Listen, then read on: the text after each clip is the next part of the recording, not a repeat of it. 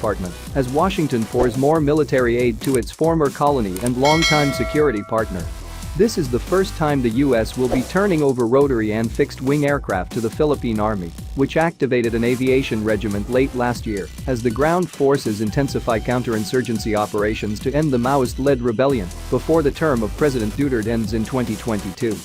Washington has offered 4 A-60 Black Hawk combat utility helicopters, 4 A-transport and medical evacuation, according to an Army colonel familiar with the acquisition project, but who declined to be named because he was not authorized to speak to the press.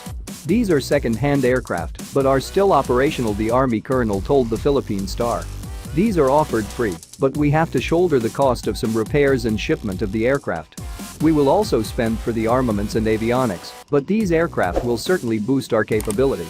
A second team will leave for the U.S. in April for further inspection of the aircraft, which will be delivered to the country later this year, despite threats by Duterte to tone down security relations with Washington over continued criticism of his human rights record in connection with the ongoing war on drugs.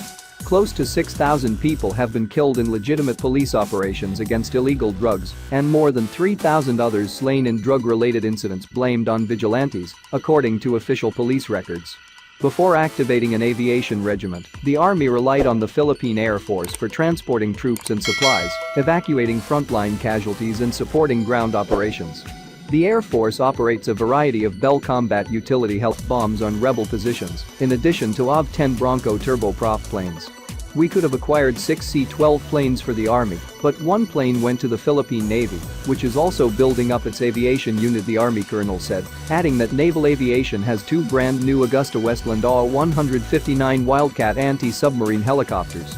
In the future, we will also be acquiring brand new light attack helicopters, armed reconnaissance helicopters and multi-purpose medium-lift helicopters. These assets will enable the Philippine Army to conduct a better array of aviation operations to support ground forces and be more responsive in the archipelagic setting in the defense posture, he added. Foreign Affairs Secretary Teodoro Locsin Jr. has cited the increasing U.S. military aid to keep the Visiting Forces Agreement, VFA, which the president has threatened to abrogate due to the revocation of the U.S. visa of a close political ally and former National Police Chief, Senator Ronald Beto de la Rosa, among other reasons. The U.S. plans to spend over $200 million in 2020 to 2021, providing aircraft, training, equipment, and construction for the AFP, Armed Forces of the Philippines, and more than $45 million in FMF, foreign military finance total of $554.55 million, in terms of security assistance from the U.S. from 2016 to 2019, including $267.75 million in foreign military financing for the procurement of defense articles.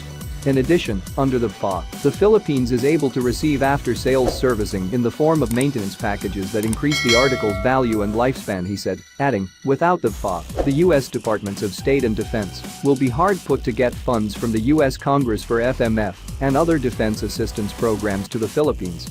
Locsin also noted that the VFA allows the U.S. to provide a total package approach on defense articles that would be compatible with equipment.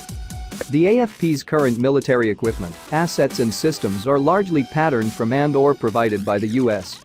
Although there are criticisms that the U.S. is using the Philippines as a dumping ground for its obsolete and mothballed aircraft, vessels and other military equipment, Washington has now seen the need to provide better and brand new equipment to its treaty ally to enhance its maritime domain awareness capability. In the last 2 years, the U.S. has transferred Scan Eagle drones and C-130 mounted intelligence, surveillance and reconnaissance (ISR) equipment, in addition to installing coastal radar stations in the southern Philippines to monitor movements of small and faster boats used by Abu Sayyaf militants in cross-border